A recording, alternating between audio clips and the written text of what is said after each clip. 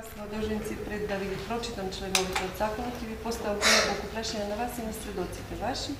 Ве молам да ми одговарате со да и не едновремено и за нетични одговори се одговара според законот, знаете, не?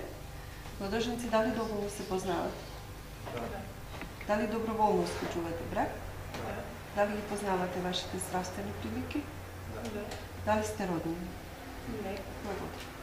Сведоците ги познавате и биде брачни другари? Да. Да, не? Да, да. Дали доброволно склучуваат брак? Да. Дали се родни? Не. Не сте. Сега треба сите да станеме за да ви прочитам од законот. Односи меѓу брачните другари, член 6. Бракот е со закон утврдена заедница за живот на мажот и жената во која се остваруваат интересите на брачните другари, семејството и општеството. Односите меѓу брачните другари се засноваат врз слободна одлука на мажот и жената да склучат брак, врз нивната равноправност, меѓусебно почитување и взаемно помагање. Член 31. При склучување на бракот, брачните другари може да се спогодат, да го земат за презиме, презимето на едниот или другиот брачен другар, или да го задржат секој своето презиме. Член 32. Брачните другари одлучуваат спогодбено за водење на заедничкото семејство и за местото на заедничкото живење. Секој брачен другар е независен во изборот на работата и занимањето. И член 33. Брачните другари секој според своите способности се грижи за семејството.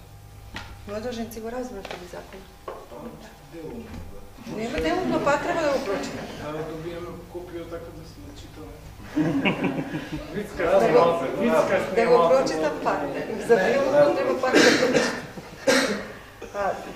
Знаете како колешката денеска и онака погрешила ви да кажала поруча. Затоа сте вие вака сами денес во пладне. Нема гужва. Некој се венчава до 3 сабајле. До 3 на руче. Погрешка, она на забавно пишем. Ако сепак ништо не направила лошо, еве сепак разбра момчето, нели? Да, нас ни одговара. Законот го разбра. Да, го разбра. Невесто, кој презиме ти носи? На моето презиме ќе го додадам. Да. Југова Арсо во оригинал. Благодарам. Момчето кој презиме?